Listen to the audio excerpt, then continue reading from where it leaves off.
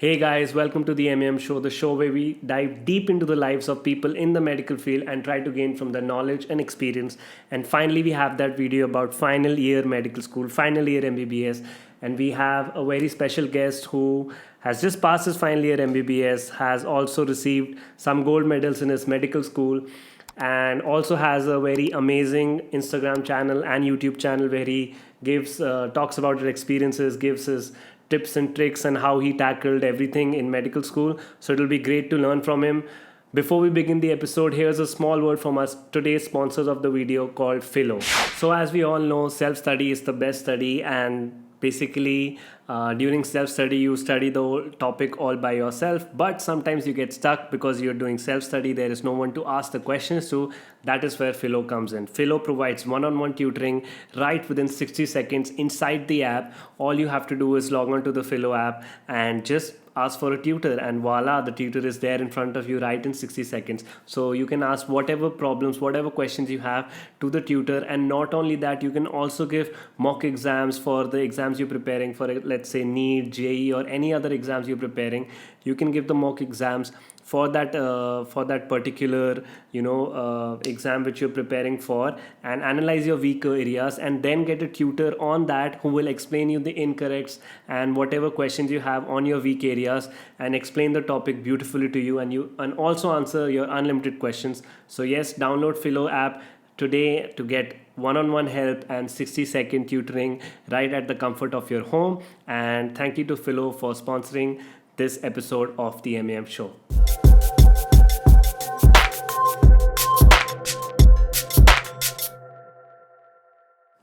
Hey Abhijeet, welcome to the M.A.M. Show, and today we are going to talk about final year medical school. But before we begin, how about you introduce yourself to our audience today? Hey there, I'm Abhijeet, a final year medical student from GMC Nagpur, and I also have a YouTube channel. If you don't know, it is Abhijeet Archives. I also have an Instagram page. I also attend a lot of quizzes, and I also study a lot. You recently attended a quiz today, right? What happened? Yes, we came third in psychiatric quiz. Yeah, I think that's pretty good. that's pretty good. At least, taking part in the quiz is itself an accomplishment, I would say. I never did take part in any quiz. No, I did not get the opportunity. I think my medical school abroad did not have any such quiz, but it's great that you took part in the quiz. So, as I can see, you're actively already involved in final year. Even in final year, you are doing your quizzes and everything. You are getting the time, let's say, to do that, or managing the time. But before we jump into final year, I want to ask you, when does final year actually start? Does it start before final year? Like, I see people preparing for final year before final year. So, the final year starts before final year, right? So tell me about your views. When does final year actually start for the student, and not by the curriculum? For you, when did it start?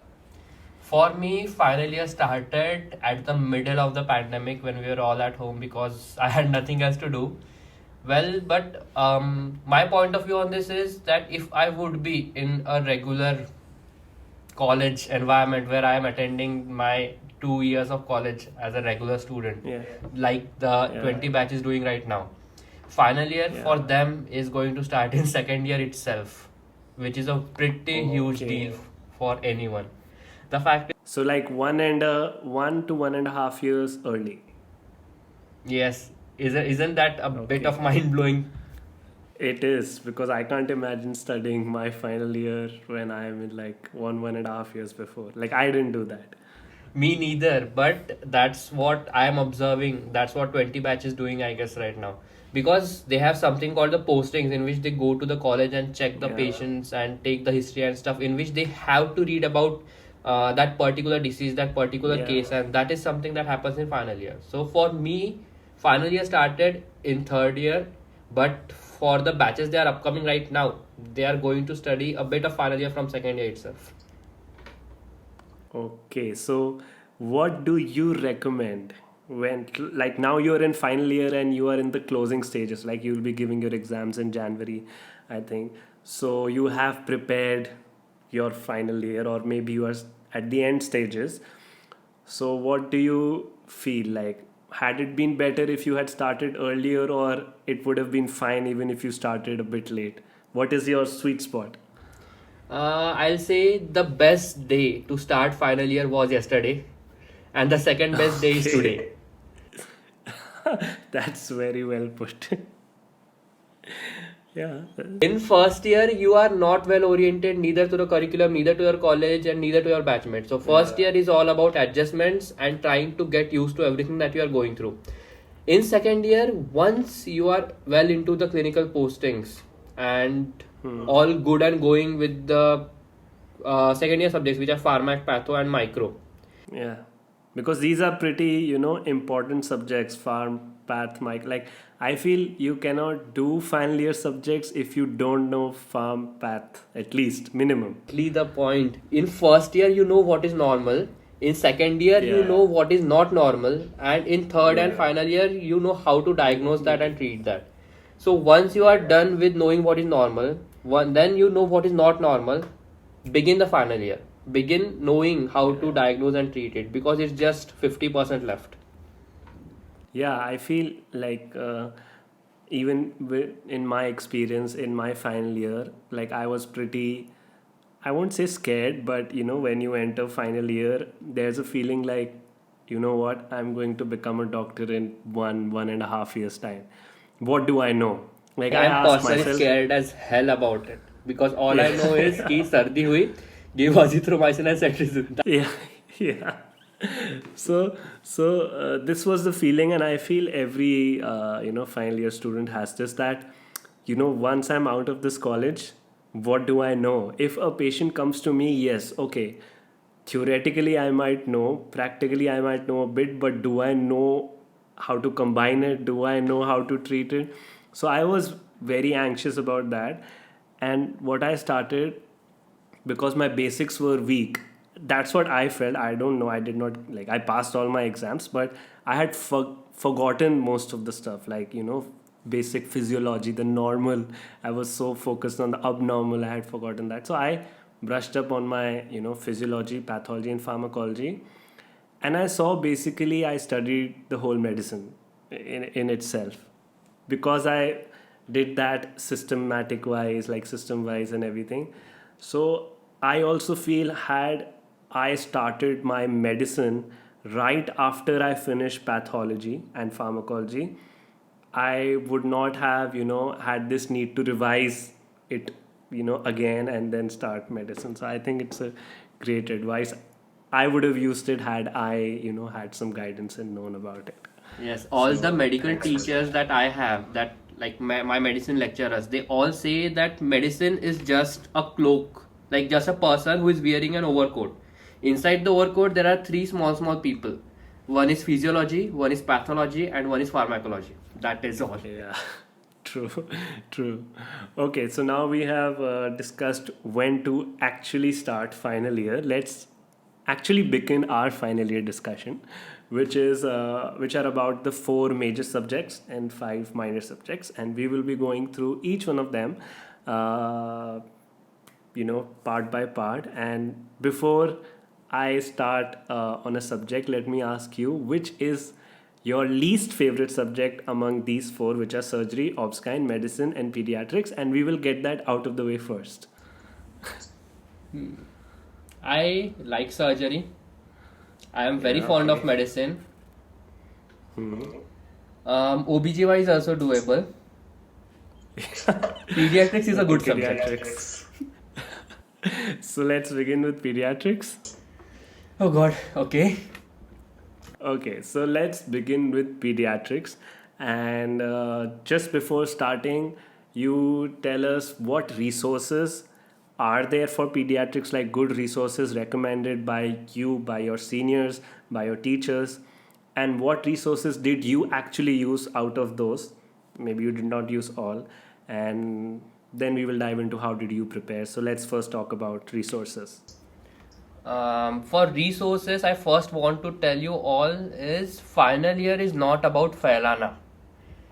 Final year is about Sametna. That is a great advice that I got from one of my teachers. That he said, we have a very limited time in final year. So even though you have a lot of resources and even though all of them may be equally good, you cannot use all of them. So stick to and stay limited to what you want to use. So the resources that I use for final year are, in general, are divided into two parts. First is for university exams and second is for PG exams. For PG exams, that is, I don't know if I'm getting next exam or need PG. So let's just. Yeah. No one knows. I don't think even the board knows what it's going to conduct. For the PG exams, I'm using DAMS for lectures. I'm using Marrow Okay. for solving question banks and grand tests, and then I'm also using DAMS for TND. So that is these are the two resources that I'm juggling with. Okay. For university exams, I am reading Ghai for Pediatrics. Ghai is a good book and it is recommended by all of the teachers. The Yeah. most standard book is Yeah. Nelson, that is, I think, bigger than Harrison or something. So, Yes. dur se namaste. I like that. I did the same. Even in Ghai, I am not I'm telling about my experience, okay? So, I am not reading the book word to word from start to end. What I do is, when I had my posting, sir told us about the important topics that most important cases that we get in pediatrics, and second are the most important topics that we get in university exams. I have marked those topics in my book and I am focusing only and only on those topics. Even that is too much to revise. So what I Yeah, am I doing know. is, so I am taking those previous year question, last 10 year previous year question from my university exam, and I'm going to write them down in a notebook, and then I'm going to revise that notebook only because my exams are in exactly 100 days from now and I need to be prepared within that time. Best of luck for that. Yes, thank you. I know you'll do great. I know you'll do great. So these are the resources which you are using. Basically, you are not using Nelson. You are not using Ghai cover to cover, but you are preparing the important topics from Ghai and side by side using video lectures by DAMS and question bank by Marrow. This is what you're using for pediatrics, and I feel this should be enough. For I don't know how the exams are in India because I graduated from a foreign medical college, but I certainly feel I think this is enough. Exams are the But, same everywhere. There are other resources that, like, there are many other books for pediatrics which are short forms of Ghai, but I'm not going there because I feel that Ghai is a standard books that my teachers recommended. So, bhai, kuch to hoga usme. That's why I'm reading it. True. We'll talk more about standard books and other subjects because they have pretty good standard books. So this was about pediatrics. And do you have some tips and tricks? Because I am sure since you're 100 days away from your exam, you have studied pediatrics. If not fully, at least a major chunk of it. So what did you come across which could help other students? For example, you thought this was amazing. Had you known this earlier, it would have saved you so much time or something like that. Whatever. Pediatrics is just medicine for children. So if you are learning pediatrics, no matter if it is for posting, for university exams, for your own studies, first go through medicine. You'll get a lot in your head and then you'll just adjust it for the child's age group. That is pediatrics. Yeah. Second thing is, for practical purposes, pediatrics is a bit different because you're going to talk to children and the teenagers who are just coming up in the age and their parents. exactly, the parents, the scary parents. And the children nowadays are not like us. I'll say that I am sort of the old school person who did not have a mobile till like 12th standard, 10th standard or something. These children, they have mobile, they have Instagram, they have YouTube, so they are prepared with their questions. So make sure you are confident enough to answer them. Even the parents themselves are like, हाँ doctor साहब Google पे तो ये दिया है, ये दवाई दी है, तो आप क्यों नहीं दे रहे हो? And for them, you are the doctor. So make sure that you are confident enough to solve their doubts. The teachers come secondary. So one more thing that I'd like to add here is, please interact with children because they can be fussy sometimes. That's all. Yeah. Okay. So those are some amazing tips. I have one more question. I that this is what I feel that pediatrics also ties a lot into biochemistry, right? Do you feel like that? That's a very interesting question, I must say. Biochemistry and pediatrics have a lot of genetic syndromes in common. They have a lot of metabolic disorders which are common in pediatric age group. From exam So point of what view, if someone's biochemistry is very weak? Uh, will it affect their performance in pediatrics? not at all. I But don't this think is it will affect any performance in pediatrics because biochemistry in itself, as the name suggests, has a lot of chemistry in it. But yeah, for pediatrics, you don't need to understand all that chemistry part. You can just, yeah. like, let's just say if it is Krebs cycle disorders, you can just learn the Krebs cycle one page, learn the disorders in other page, and you are ready for pediatrics. So even if your biochemistry is weak, you will still do good in pediatrics because pediatrics itself will But cover you, it for you. yeah, you will revise major chunk of biochemistry again. I feel in pediatrics, right?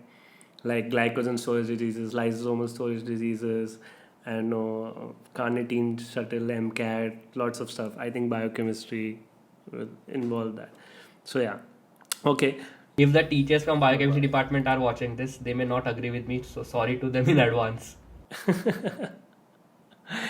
The teachers of biochemistry, I would feel they would say that biochemistry is in every subject. Yes, true. Yeah, DNA, RNA, like everything. In microbiology, there are DNA viruses, RNA viruses. That's also biochemistry. So yeah. Anyway, that was about pediatrics. I feel we had a great discussion. We got to know about the resources. We got to know what book to use or what book not to use according to you. Of course, people can use whatever they want. We got to know some interesting tips and tricks for the clinical postings. We also got to know about the biochemistry integration. And now we will move on to which subject would you like? We have surgery, obs gyne, and medicine. Let's just rule out obstetrics right now. OBGY पे बात करते Okay. हैं. Okay. So obstetrics and gynecology, we can treat it as two separate subjects. Like we have two different books, at least as of what I know.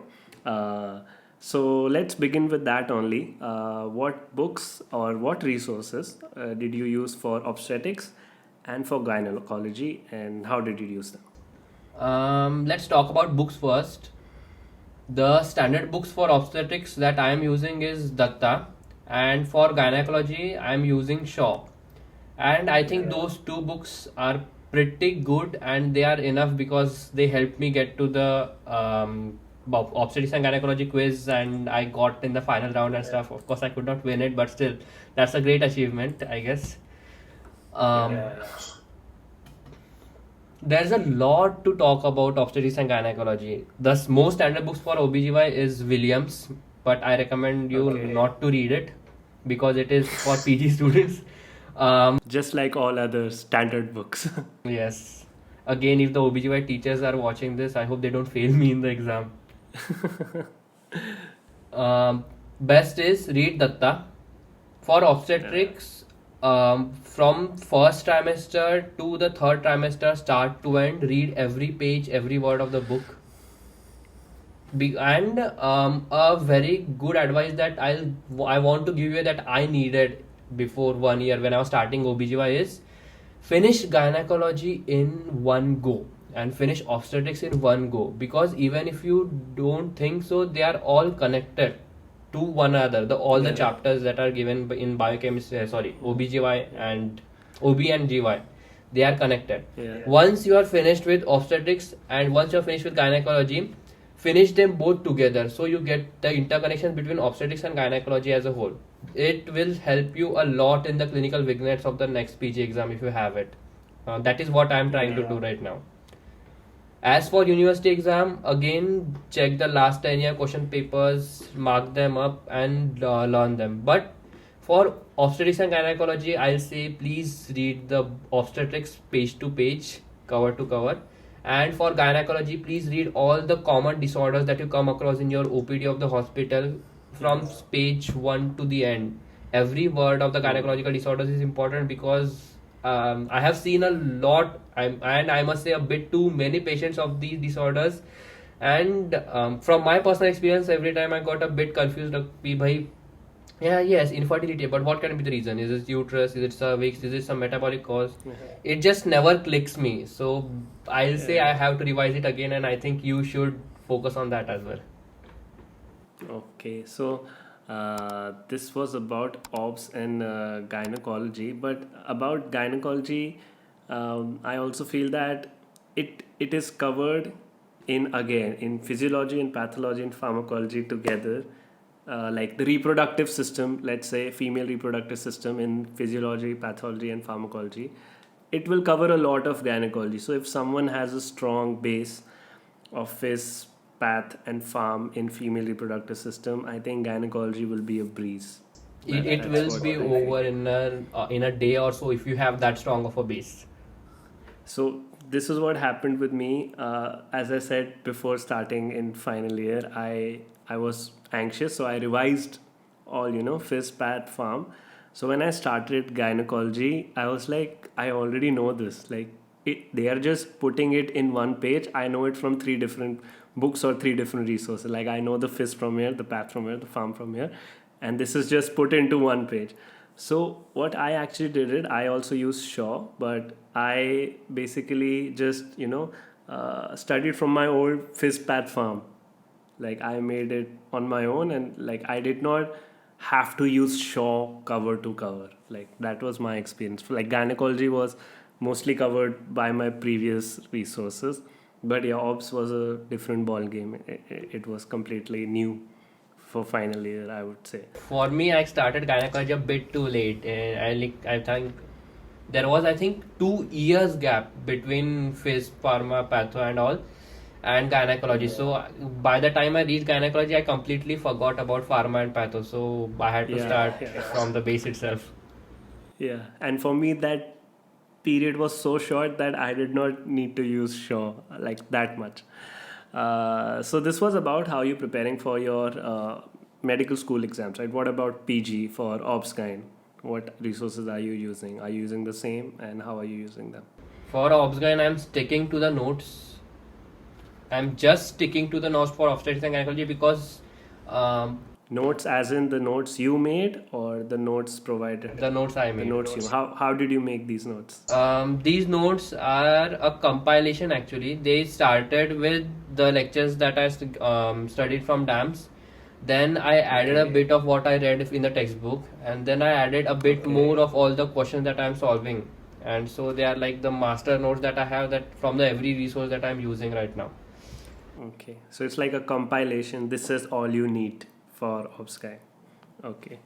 Here I want to add that obstetrics and gynecology is a bit distant, if I may say, from other subjects like medicine, surgery, and all, because you focus only on a pregnant female or a female anatomy as a whole.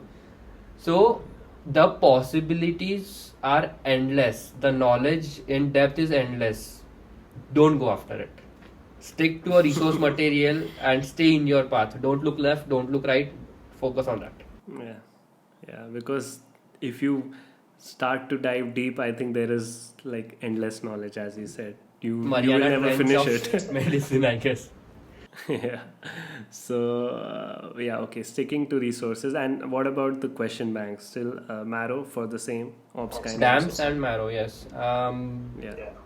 I'm also solving pre-PG, but that is just for practice because I thought by DAMS or Marrow mein to itne hi questions hai. I need to solve more. So for that I use pre-PG. But that it is completely up to the viewers which one they want to use. Yeah, of course. But like we are discussing how you're preparing, and maybe we can get some insights from it and use it in our preparation. My preparations, to be honest, are very haphazard at this point. Initially in the final year, when the final year started, I made a very perfect plan ki yes, in this month I'll finish this subject, in that month I'll finish that subject. But as it went ahead, it all collapsed. So right now, I am frantically trying to finish as much as I can in the days that I have. Chaos is the natural order of things. That's what I feel. Chaos is natural, so, and especially in final year. So don't worry. So this was about Obs Gyn. We had a good discussion about this subject. Let's move on to our third subject. Let's get surgery out of the way before we dive deep into medicine, because that is also my interest, medicine.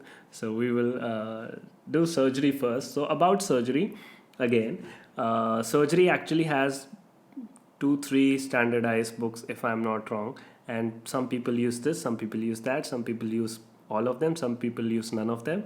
So you tell me, what did you use for surgery? What resources, books, videos, everything, and how did you use them?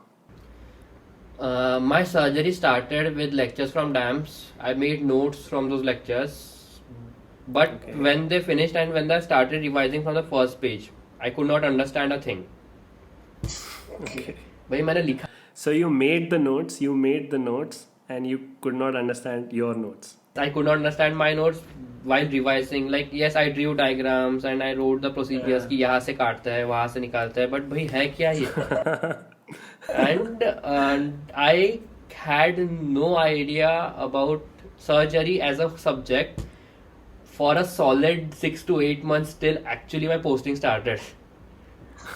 Until that Okay. time, I was all like, these are the words. I understand the individual words, but I don't understand the whole sentence.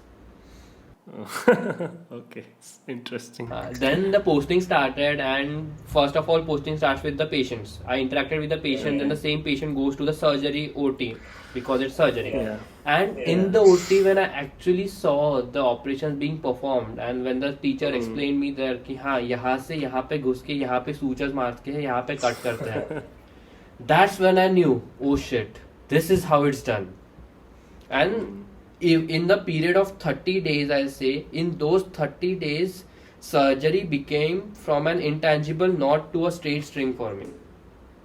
Okay. So for surgery, please attend the practicals, and if you cannot watch that surgery in your practical postings, please watch the video of the surgery that is available on YouTube. I'll say surgery is a very visual subject, so go watch as many videos of the surgery being performed. You for reference of the anatomy, please use the atlases. Nelson, I think Netter's atlas is good. Gray's atlas is good for anatomy. Please, like, don't revise anatomy. What did you use in when you were studying anatomy? Netters, Grays, both, neither? Gray's. You use Grays, I use Netters. So after like going through practicals, at the end of practicals, we got to know that yes, there's going to be a surgery quiz in a month, and there was a screening round in my college. I blindly went to the screening round and got selected from that college team. So for the next 1 month was all surgery for me. In that 1 month, I read the most standard book of surgery that I can read, and that was Bailey. Yeah. And in Bailey too, Bailey is sort of like Guyton and Gynaecology combined. Okay. So it's like, sure, you start from first word to the last word of the page. You totally understand what is written on the page. But if someone comes and asks you a question on it, you cannot tell the answer. That was my experience on it. So after reading a few chapters from Bailey, I went back to my notes, and of course the notes are much more easier now because I got the practical view. So I stuck to the notes. Now you could understand your notes. So yes, I could understand the Greek and Latin written in my own book. Yeah. Okay. So that was my experience. For surgery, take your notes seriously. Watch a lot of videos. If possible, read Bailey. I don't want you to read it cover to cover. Just read the important topics from Bailey, which you see the cases which you see every day, and the notes that are important for the PG exams. For university exams, I think there are 2 books for university exams. One is SRB and other is Manipal. I think I'll use SRB. Even in that book, I'm going to sort out the last 10 years question papers, write them down, and then revise it from there. Because I have the book right now. Just give me a minute. Yeah, because you just had your quiz today of surgery, right? Today was So psychiatry. I literally gave oh, today was psychiatry. You did surgery quiz sometime before, if I'm right. I think about half a month to 1 month ago, I guess. yeah. I think I saw an update or something on your channel. I want to show you this. This is SRB. It is for use for theory exams, and it has 1,223 pages. Bailey has 2 volumes of this size.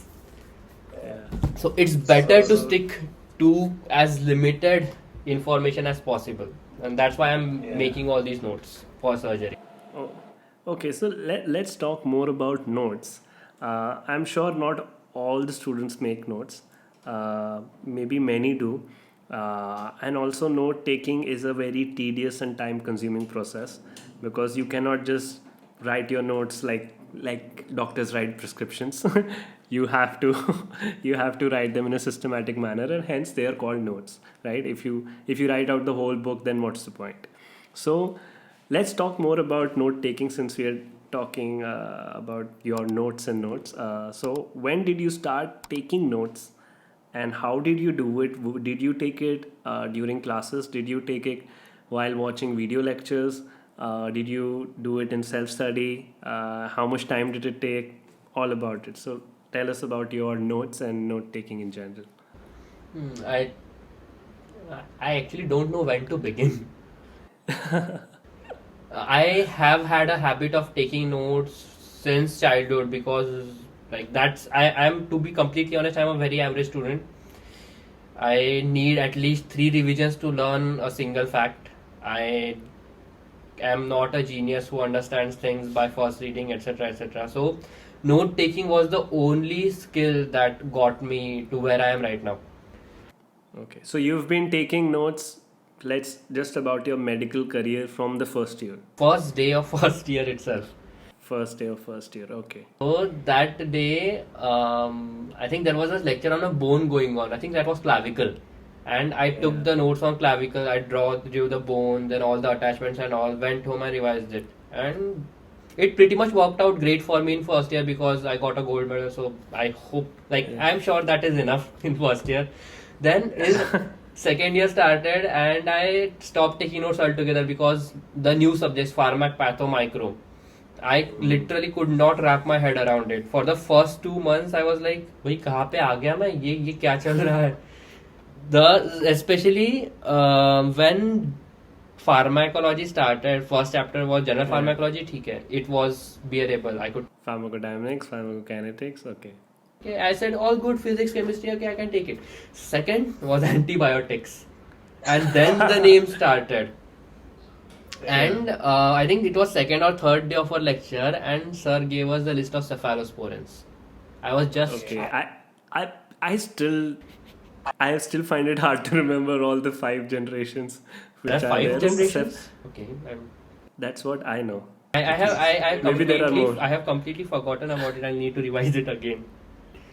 Like I still think, oh, cefazolin, it's first generation. We use it pre-surgery. Then what about cefoxitin? Where does ceftriaxone fit in all of this? Cefepime is there. Ceftaroline is there. I'm not scaring you right now, but this is what I feel whenever I see cef in a question. I'm like, oh, I hope they don't ask which generation is this. Then everything is fine. That day, sir gave us one master slide of the flow chart of that CEF chapter. I am aware of that flow chart. And then my soul left my body and my brain shut down for 7 days. Okay. And I was not making notes because I said to myself कि भाई अगर इसके notes बना लिए ना तो मेरे को book ही लिखनी पड़ेगी. Yeah, true that.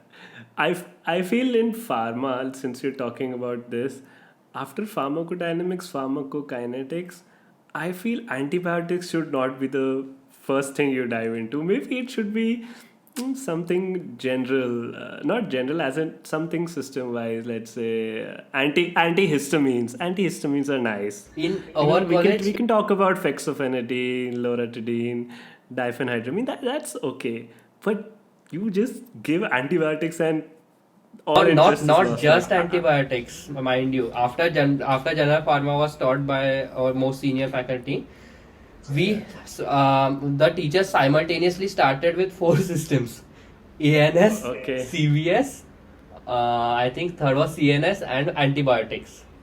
And all these are the, I think, difficult ones. ANS, CNS, like these are difficult. Alpha, beta blockers, I all was this. still confused with alpha, beta, alpha S, alpha A, alpha 1, alpha 2, beta, and then they started here antibiotics, here CVS, and I was like, "ठीक है, Yeah. let me have some peace of mind." And so second year I did not make any notes at all because I was overwhelmed with information. Yeah. And third year से तो pandemic ही शुरू हो गया, so like that was all spent home. In third year I got much more serious about notes because I thought अगर ये नहीं रहे तो मैं पास नहीं कर पाऊंगा. So Okay. that's when I picked up on finishing my lectures. That's when I picked up on making notes. That's when I picked up on reading textbooks and stuff because I had a lot of time at home and I don't have many friends in my hometown. So you add two and two and you get a person sitting at home studying all day. So you took notes while watching video lectures or while in physical class or just like from the book? I could not attend any physical class thanks to COVID-19, so I took notes while Yeah. watching video lectures. I Yeah. remember sitting for like 4 to 8 hours a day and just trying to take notes and finishing it because for me, note taking is like doing an art, and while watching the finished product, it sort of brings me a lot of joy. Yeah, that's true. What are your thoughts on pre-made notes for the same subjects which you made notes on, obs, surgery, medicine? There like a lot of pre-made notes are available from all the resources which you use. What about those? Why didn't you use them? I'll say I did not use pre-made notes because I had time to make my own notes. Let's say Okay. if I am starting to study right now and my exam is in 5 months, I think NEET PG is in 5 months. Yeah, in March. I'm never going to make my notes. Never, ever, ever going to start making my notes now. I'll just order the pre-made notes. I'll take pen of 3 colors. I'll just mark them down and make them mine. Okay. So basically, note taking you would recommend only while in medical school when you have time. Like when these two conditions are met, go ahead, take your notes. If not, your time may be better utilized in doing questions, watching lectures, and studying, self study, and all. Right? I also feel the same. Like I used to take notes first year, maybe a little bit here and there. Again, I like overwhelmed with information, and then my university had one good thing that they gave printout of the lectures, like slides which they used to teach from. For example, I still remember we had path physiology and path anatomy separate, like not pathology, but we used to attend it separately. So in path physiology, the teacher used to teach, like, let's say we would recommend it to read from Robbins. The teacher used to give us, okay, let's say we're talking about, let's say, cell injury, the most basic first chapter, okay. So teacher says, like, you have to read Robbins from page 22 to 52, let's say 30 pages. So we were given the slides or the lectures she used to teach from as a printout. So those 30 pages were covered in, like, I don't know, 30 slides or even less. So I was like, why should I make notes? I already have them. So that's when I first came across, like, I am wasting my time making notes. There are people who have already made them and they are available for free or for a paid value, let's say, from the resources, and I just need to make them my own with highlighters or my weak points highlighting with red, or my important questions highlighted with green or something, whatever people, however people use it. So that's why I stopped making notes after that. Like after second year I have not made a single note. Only, like, if people can see, I have a board, like this is, for example, microbiology. Like I just make flowcharts now just to keep the information, like, as a palace. That's where I feel notes are necessary. according to me. Otherwise, I just, have with pre-made notes are fine with me. So we've talked about pre-made notes, note taking in general, and I think we've discussed everything about surgery. Do you have anything to add? Any tips, tricks for the postings, anything? And before we move on to my favorite subject. For surgery, I think I'm a bit too immature to say this, but I'll tell you because I have heard it from many prominent surgeons and um, I mean, many upcoming and prominent surgeons.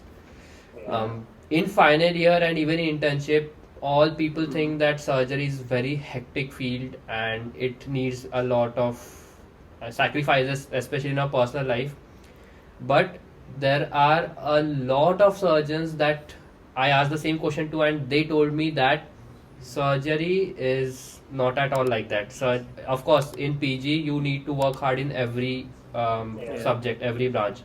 But talking about life as a professional surgeon, it is going to be very chill, and if you enjoy surgery, you are going to enjoy your life. So, if there is anyone thinking of taking surgery but is doubtful that it will need sacrifices, go ahead and take that leap of faith.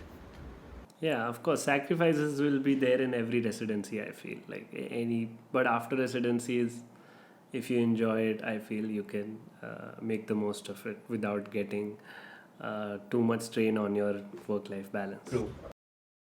So that was it about surgery, and good point to end the surgery topic on before we move on to my favorite subject, which is medicine. So I'm very interested to know your thoughts about medicine. So let's begin with our first question for medicine, which is again the resources. But I have a special question inside this, which is what are your views on using Harrison's in final year or for final year, and what did you use and how did you use it? Books, video lectures, question banks, everything. Let's go. I think it needs a visual demonstration. Okay, let's see what he is going to bring and show us. Maybe Harrison's, which is all torn because he's studied all of it. Okay, we have Harrison's. Not just one. Oh, yes. We have 2 volumes of Harrison's. Is there more? Sorry for the delay. No problem. For the viewers, this is Harrison. This is Harrison. If you are starting from second year, please read it. If you are in third year, if you are in final year, and if you think that you can finish Harrison, No one can finish Harrison's, I feel. and I'll just tell you the number of pages once I find out where it ends, because it has an index of around 200 pages. Yeah. You cover books in 200 pages. It has an index of 200 pages for 1 volume. That is. Okay. So you can see why this deserved a special question in its own. So Harrison has a total of 3,528 pages. Oh my god. Even if you read 1 page a day, it will take all of your medical school years. Oh, it will take double of your medical school years. Look at this. 10 years. Yeah. And now tell me, did you read Harrison? No. No. I read specific topics which I could not find it in other books, which I'm sure you also know, and I would like to hear from you, not from me. So yeah, that was my view on Harrison's. It is great, but I don't think so. It is for students. I mean, medical students. It is a reference book, I feel, for PG, for beyond, even for throughout your life, but not for medical school. Feel that. I mean, when I saw Harrison's, I was like, no way, I'm not going to study this. I'm better off studying other books. So what did you do? Huh. Well, as you can see, I have spent 10,000 rupees in buying Harrison, so I'm not going to just let it stand there in my bookshelf. Yeah, plus it's very expensive. Yes. What I plan to do is, as you said, I read specific topics from Harrison. Plus, I'm sure in internship I'll come across a few rare cases and a lot of common cases that I'll find that my knowledge is lacking in. Those are the cases that I'm going to read from Harrison. They will be, I think I'm myself expecting around 60-70 cases. So 60-70 diseases I'll cover from Harrison. For the rest of the part, that is right now, I am reading this book which is half of Harrison and equally interesting. That is Davidson. Yes. The best part is that this book is Abhijeet friendly because it has a larger font for my spectacles and a lot of diagrams for me to understand. So this is what I plan to read for university exams and for PG studies as well. For university exams, if I'm going to write answers, I'm going to use another book called Bolor, which I'll have to issue from the library. That is a great book for writing answers in theory exams, so that's what I'm going to start with. For PG point of view, I have my notes for medicine that I made from all those compilations. There are still some topics that the notes lack in. Those are the topics that I'm going to use Harrison for. Especially the topics about electrolyte imbalances. That's something I need to read Harrison. But for topics which are more for diseases which are more common in India, like tuberculosis, which is India is the TB capital of the world. Yeah. For diseases like that, I'll use Indian author books. For starters, I'll go with Bolor, and then I'll try any other books that I find interesting. Medicine is not something I will complete. Medicine is something that I will try to cover as much as possible. Yeah. It is endless. You cannot fully say, "Yeah, I know everything." It's always there is something you don't know. You can dive so deep that you can get into biochemistry in medicine itself, and you will find so many things. What about Matthews for your university exams? If you know about that book, it's like question answer based, so maybe it's easier. It's Matthew is a good book, but like that book was not recommended to be by any seniors, and neither it was recommended to me by any teachers. So I'll trust on their experience and stick to the book that they told me. I think I'll read it in internship once I'm done with the university and I have a bit of free space in my life. Yeah, Matthews is basically I feel notes from Harrison's. Oh, that's I great. feel that because when I looked at Harrison's and I was like, no, this is not happening, and then I switched to Matthews. I was like, Matthews is basically notes taken from Harrison's and put it in point question answer format. So I found it very like Matthews is easy to read. I would say it's easier than Davidson's. I did some topics from Davidson's, and I did most topics from Matthews. Matthews, in my opinion, I don't know about Indian exams what is recommended or not, but if you want to read without putting much burden on your brain, I think Matthews is the perfect book for medicine. It's like notes. It's literally notes. I have a question here. Can an average student like me read Matthews? I am an average student myself. So yes, Matthews is an average student book, I would say. Like it's perfect for an average student. It's because it's in like question answer format, like okay, like define like Crest syndrome, what is scleroderma, what are the features of systemic sclerosis, how do you diagnose rheumatoid arthritis, what is the diagnosis, like questions like these. There are small questions, long questions, and the answers are in point like bullet points and tables. There are no diagrams, that's a con, but the bullet formatting and the tables is what makes it so easy on the brain. That was my opinion. That's why I use Matthews for a lot of things. Now I know which For book this- I'll take from the library tomorrow. Thank you. Yeah, you can try reading that, but obviously follow, I would say, your teachers and seniors. They know more about your Indian college and Indian exams. I'm just saying, for medicine as a general, it was easy to read from Matthews. But there were some topics which were not very clear. Let's say we had questions about differential diagnosis, diarrhea, differential diagnosis, constipation. Like you can have a million things. Diarrhea also like osmotic and a lot inflammatory. That was not really well covered. So those were some topics I used Harrison's for. Rest, everything it was Matthews was great for me. At least it worked great for me. So yeah, so you used Davidson. I did that also, but previous year, not for the final exams. What about video resources and stuff like that Same. I am following the same pattern for every subject. for all subjects? I need to add one thing here that I remembered from your diarrhea point. In postings and in practical exams, you get a lot of questions. You like give differential diagnosis of this and that.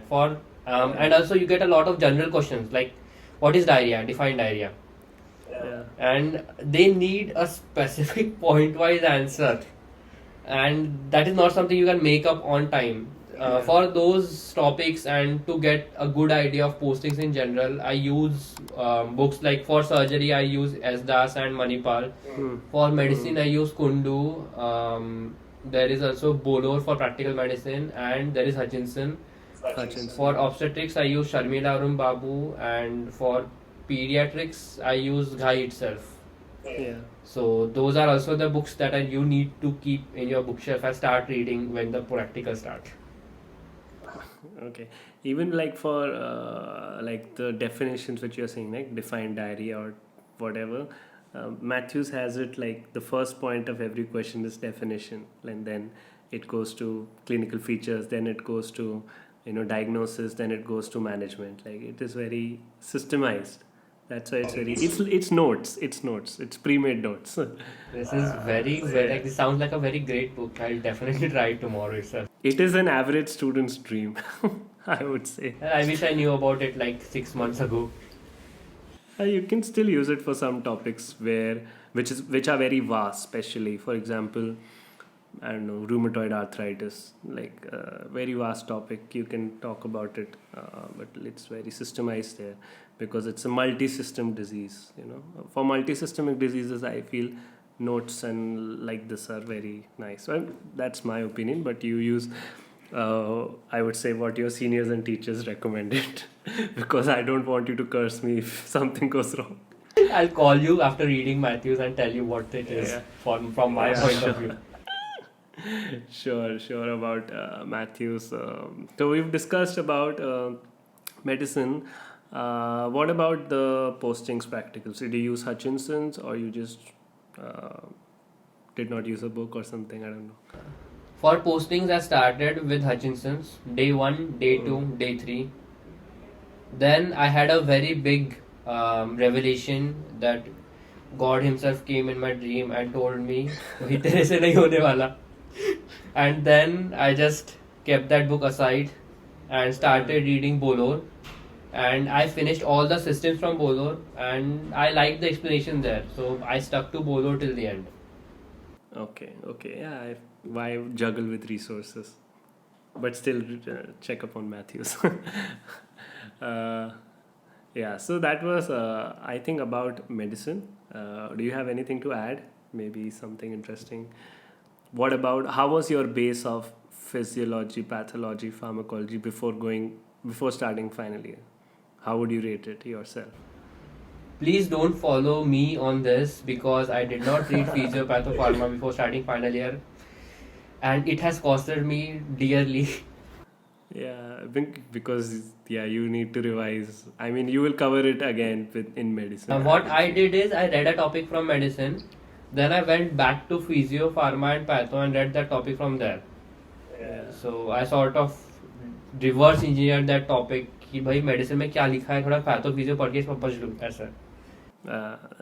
Say I did revise it just before final year, so I used to refer to my old resources for the same topics. Okay, so I think we've completed all 4 major subjects. You can never complete medicine. You can never complete Yeah. medicine. Yeah. I am sure we can talk about medicine for another 12 hours or something. Sure. So yeah, we've completed all 4 major subjects, and now, as I know, in India and final year we also have 5 minor subjects. So tell us about those. What are those, and how much time did you spend on those, and from where did you study those? Let's start with like one, whichever you like. Well, 5 minor subjects are Sarpo, skin, like S for skin, A for anesthesia, R is radio, P is psychiatry, and O is orthopedics. I was in third year, COVID lockdown was there. I had finished all the third year subjects and I was very scared to take up medicine surgery and start with those video lectures because भाई इतना बड़ा syllabus था, इतने बड़े books थे, and any Yeah. student will be scared. Yeah. So I thought True. let's start with minor subjects because they are minor. So I hope I thought they are like small. Comparatively, yes. Not if you look at it individually. Exactly. Content warning: minor subjects are not minor. Yeah. I started with orthopedics. Again, first of all, video lectures. From there, I made my notes, and I thought that my notes were so good that I have not read any book for orthopedics up until now. But That's I great. plan to read Maheshwari for ortho in like about 10 days or so when I'll start revising those minor subjects. But still, I think for ortho and for any minor subject, my notes or the notes that you are going to make are enough. Okay. After orthopedics, I started with anesthesia, and anesthesia is one subject that is from what I feel, I won't say stagnant. It is stable. So it's like you read anesthesia, you finish it from start to end in like 1 to 2 days. It stays stable. It does not go in your brain. It just stays in the book. So that is one subject that I'll have to revise. Again, if your pharmacology is strong, I feel anesthesia will be easy.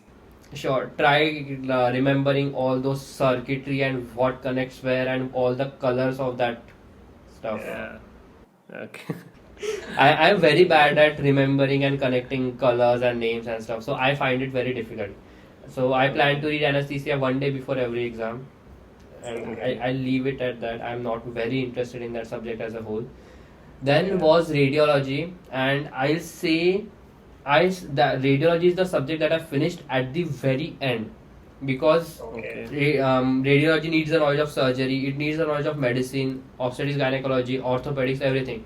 So radiology is a subject that is going to connect every single thing that you are going to read in a disease for you. So keep it at the last. Then there is psychiatry. Psychiatry is a subject completely different from the mainstream subjects. In that subject, you'll feel like every disease you're reading is your own. I started with, let's just say, schizophrenia. I said, okay, audiovisual hallucination. Oh, I see those gods in my dreams every day telling me not to take MBBS. Then I started reading depression. Okay, low mood, lack of motivation. Oh shit, ये तो मेरी बात चल. This is me. So it's like medical students beware, you relate to the subject too much. And psychiatry was one of the most fun subjects for me. Yeah, I like psychiatry too. Like it was fun reading it and understanding, watching the lectures and all. True. After the psychiatry comes, which one is left? Skin. I left with skin. So skin is a subject. Dermatology is a subject very close to me because thanks to dermatology, I was able to cure my own pimples, my own hair loss, my own little problems that I had on myself. And I should not say this because I hope my parents don't watch this, but dermatology is a very good subject if you want to impress non-medical girls because they will definitely come to you for the advices. It's a very difficult branch to get into. Yeah. Dermatology was very interesting because I could connect to it, and our teacher told us all the mainstream things about all those fairness creams and the skincare brands and what is good and what is bad and stuff. So that is something that okay, that is one minor subject that I like to do again if I have a chance to. Okay. If you have time after reading surgery, medicine, obs and pediatrics, sure. After this, you think I have After all, time? this you can do workout with this. Yeah, I use it sometimes as a pillow when you know, I need a pillow. God, Harrison is scary. So, what other? Do you have anything to add about these minor subjects before we move on? Orthopedics is connected to surgery a lot. Radiology is connected to all the subjects, and Yeah. skin is something very close to you yourself. So these are the three subjects that you will not forget. And psych is you. Psych is you. So it's like, depression पे question आया. What symptoms do I have? This. Okay, take the answer. Okay, so moving on. We are recording this on the mental health day, so we probably should Yeah. not talk about this. No, we obviously talking in a fun manner. Nothing serious taken here. Of course, if you are feeling some symptoms, we both would recommend you to go to see a professional for it. Yeah. So, World Mental Health Day, like good day to talk about this anyway. But this is all fun and what we're talking. Moving on, we have now time to talk about you. So we've talked about subjects, we've talked about how you tackle the subjects, how you tackle final year. But you, as a personality, is not just a person who studies. It is much more than that. That's what I believe. You can elaborate. So you have an Instagram page. You have a YouTube channel where you post videos. Abhijeet Archives. Where you're going to promote this video. You have your final year self-study, you have your final year postings, you have your final year classes, you have socializing, you have Anime, please mention anime. you have anime. I can see the posters behind you. Is that which anime is that? Attack on Titans? I don't know. Yeah, this is Attack on Titans. Nope. Attack on Titan is something that I would not like to see on my wall when I wake up. True. Okay, so yeah, there is anime as well. So how do you manage all this time? Manage everything, and you still have 24 hours in the day, just like everyone else. How do you manage to do everything? Just tell us more about it. When I started with final year, I struggled a lot with managing all this, and at a point I was so overwhelmed with all this that I almost gave up on YouTube and Instagram and socializing, and I'll say I gave up on all the online stuff that I do as a whole for about 1.5 months. And during this time, I referred to a lot of online resources, research articles. I asked Anuj about how he does it, and I got a lot of responses. One said, Anuj said that he makes a timetable and follows it, and other resources said that you should devote your time and, if possible, cut it off from the socializing and stuff. Yeah. I am not a person who believes that doing less fun will make your life more in any way. So I thought, nope, this is not going to work for me. And all in the period of those 30 days, I thought and thought and thought and thought. And then I came up with my own kind of solution. I'll give half of the credit to Carl Newport and his book called Deep Work. In that book, he said, focus on one job and forget about everything else. So right now what I do is, I think you see the whiteboard behind me. On that whiteboard, I write the stuff that I have to do in the next 2 weeks. So like a to-do list. Like a to-do list, but without an end limit. So if it is psychiatric ways, if it is surgery reading, if it is writing my university exam notes, if it is going out with my friends, if it is watching a season of anime, if it is going for a movie, anything, I just go and write it down on that whiteboard. Then every day I wake up, I stare at the whiteboard while brushing, because that is one time my brain is stable. That's what I do. I stare at this pin board of mine or looking at the mind maps while I brush, like in the morning and the night. So like that's 4 minutes I spend staring at this, and maybe I hope like something gets in my brain. So while staring, I decide, okay, which of these things that I'd like to do today, because every day we have a different mood, right? So let's just say today I have a mood for study. So I just circle that big thing that I'll study surgery for today, and for the next 8 hours from that time until 6 o'clock, I just sit down with the book to study. Of course, I don't sit down for all that long. I take breaks and follow Pomodoro and all the things that you all guys know already. Yeah. So, but for that one day, I stick to that one topic. Just as 6 o'clock touches on the, on the watch, I just close that book, put it out, and go out for a walk. I usually go to a new cafe, maybe just take a round around the college, or just sit on the terrace. Anything, but not the room, not the study table, not the library. Yeah, away from study atmosphere. Yes. So during that time, I again enjoy what is called life, and I come back to reality, get connected and stuff. Then after I come back at around 7:30, I chill out, watch anime for half an hour to 1 hour, like as the time dictates me, like how much time. 320-minute episodes.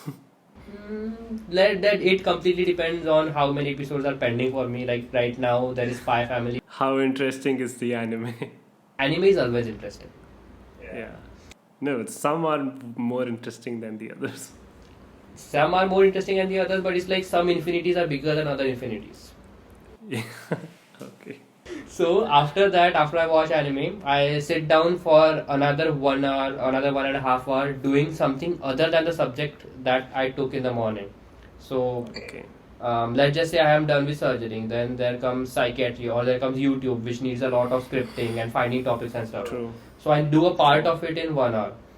Then after that, there's dinner time, and after dinner, I again sit with the book, and during that time, I do the subject that I want to do the least. Let's just say at this time today, I don't want to do medicine because Harrison is scary. So during night time, when I'm on my bed, I just take the book, open it, and start reading. At some point around 11 o'clock, 12 o'clock, 1 o'clock, 2 o'clock, I don't know, I fall asleep, I keep that book down and just stay there, like fall asleep, and then wake up and routine starts again. Okay. So you fall asleep to medical books. Sometimes. That is an interesting observation. I am quite opposite. If I study at night, like I was always a night person, night owl. I just could not study in the morning. Too many distractions. This, that. Night, it's so calm. Like it's just me. I am myself a night owl. I stay up until 2 o'clock. That changed. But that changed.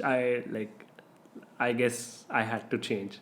So now, like since I have this routine of waking up in the morning, if I start to study at night, my mind becomes active and I have trouble falling asleep. I'm still thinking, okay, diarrhea differential diagnosis, was Shigella bloody diarrhea or non-bloody diarrhea? Like my mind keeps wondering senseless things for what I study if I pick up the book at night. So I'm like, okay, no studying after let's say 8 p.m. Like that's me. I think that is actually a good thing, because at night if your mind is wandering, you have two choices: either sleep or study. You cannot sleep because of thoughts, so you just have to drag yourself up, take the book and read that part. So it's much more productive for me at night. So I am a night person. Of course, I did not mention this, but in the afternoon I sleep from 3 to 4 o'clock every day for no reason at all. Yeah, just rest. I was always a night person. It changed. I grew up, but I was always a night person.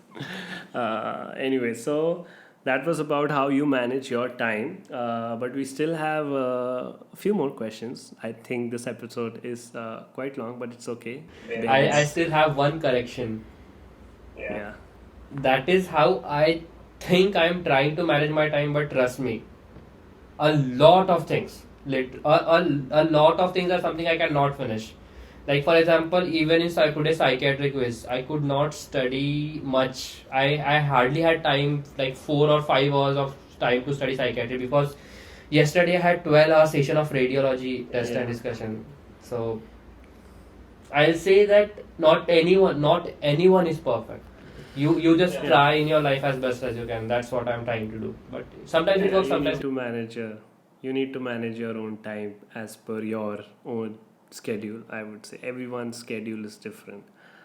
other than that, I Yeah. say you need to create your own time to do the things that you want. Yeah, true. Yeah, even for me, like I'm in a similar situation as yours. I have internship, exams. You have I it was you have internship. YouTube. And also, yeah, it's tough, but it's okay. We all will get where we want to, hopefully. Talking about getting there, let's talk about your YouTube channel. Nice segue. So why did you start Abhijeet Archives, and when did you start, and how did you start, and I don't know, what did you start, etc. Let's start with, let's start from the beginning. Abhijeet Archives started from a message on Instagram, and that message Okay. said, "Why is adrenaline preferred in shock?" That was a question. Okay. Okay. So how did that person find you? It was I started Instagram. Or you know that person? No, I did not know that person. Okay, let's start from the very beginning. I was sitting at Anuj's home on his sofa, and we were just chatting and chilling and all, and he just suggested to me, I asked him that I am very bored with my life, and Just 1 minute. Unless you're, living under a rock, he's talking about Anuj Patel. I just need to mention. I'm sure you guys know him, but just in case, Anuj Patel, you can Google him up or YouTube him up, and you'll find out who he is. Yeah. if you guys don't know him, please tell me the address of your rock. Okay, so I was sitting with him and I said that यार Covid हो गया, pandemic हो गया, अभी बस पढ़ाई पढ़ाई पढ़ाई चल रही है, all studying and no, like we were just sitting ducks because we could not go to cafe, we could not go out because there was still the guidelines. All work, no play makes Jack a dull boy. So he said, let's go and try something new. And then and there itself, we thought of making an Instagram channel. We created an Instagram channel there, and we, in 2 minutes, we thought of a name called Abhijeet Archives, because my surname itself is a bit tough to spell. Yeah. So we stuck to Archives, and Archives is a collection of documents. So it started first as a note-taking channel where I posted notes related to. At that time, there was my third university exam. So it grew and grew, and during the third year university exams, there was second year university exams, sorry. So in those second year exams, one of the followers asked me this question, and for that question, I made a YouTube video for that follower. Wow, similar story. I have similar. Someone asked me about Anki, and I had to make a video on Anki, and that's how I started my YouTube channel. Wow, same. Problem was at that time I did not know that videos are public and private and scheduled, and you can actually share and unlist a video and stuff. So I just posted that video, shared the link, and let it be. After some time, I saw that okay, the video is getting likes and views, and I found it interesting. And exactly one day before my university exam, before my second university exam, I thought, okay, what the hell, I'm going to start a YouTube channel. Oh, wow. But for the first, when I started, I had no clue about what it is going to be. So I first started with study with me sessions of 25 minutes, and I literally had no idea what editing is. I had no idea what anything is. So I posted the video as it is. Slowly and slowly I grew up. During that university exam itself, I posted 3-4 videos because I was procrastinating studying, to be honest, and that is a very bad habit. It was also a stress buster, maybe. It was like unleashing your creative side. True. I was so messed up after the pandemic and studying that I needed it. Yeah. And then I got supported by you all, and your motivation helped me grow it, and here we are now at the Abhijeet Archives. Here you are at the M.A.M. show. Yes, and just to clear it out, And that's a joke. I always thought that one day Mad About Medicine will ask me on this show. True. It is very true. Just joking. Okay, that was like great origin story, I would say. Nice origin story of how did you start and why did you start Abhijeet Archives. Very similar to mine. Uh, yeah, so I think we have covered everything in this long podcast. I think it's over 60 minutes already. We've discussed all about the four major subjects: surgery, obsgyn, pedia, and medicine. We discussed the five minor subjects. We also discussed about time management. We also dive deep into note taking. When should you do it? How should you do it? If you should do it. We discussed about resources, books. In the end, we also discussed about your personality, your life, and your channel, and how did it start, the origin story. So I think we've covered so much in this 60 minutes, and it's like a chill podcast, I would say. Not like Harrison's. It's like Matthew's. So, and now we are in the last question, like what message do you have for students who will be entering final year or who are with you gearing up for the final year exams? What would you like to tell them? A piece of advice, some motivation, something, anything, and we will close the podcast after that. So the stage is yours. Last message for the students. Disclaimer: please ask someone else to give you any advices, because It's okay. We learn from struggles. Like that's how we learn. It's better to learn from someone else's mistake than make your own. I think I am holding my life by just duct tapes taped around it, and the structure is very unstable. So, and I think a lot of you guys will relate to me. Yeah. First of all, please don't think कि भाई final year में time नहीं है, ये करना है, वो करना है. Create your own time. Do what you want. Studies manage हो जाएगी. That one sentence itself took every bit of courage from me. Studies manage हो जाएगी, करनी पड़ेगी. वो हो जाती है. You have no other option. Yeah. Well, That was yes, life is chill. Have fun, even if it is final year, even if it is internship. Just have fun and manage it as best as you can. okay. That was an amazing session, I feel, and it was great talking to you, Abhijeet. Thank you for coming on the show. The pleasure is mine. Come on. So I know this video is coming after a long break on my YouTube channel. So I don't know how well it will do, but if you like this video, don't forget to share it with your friends. Like, subscribe to Abhijeet's channel, which I'll link down in the description box below.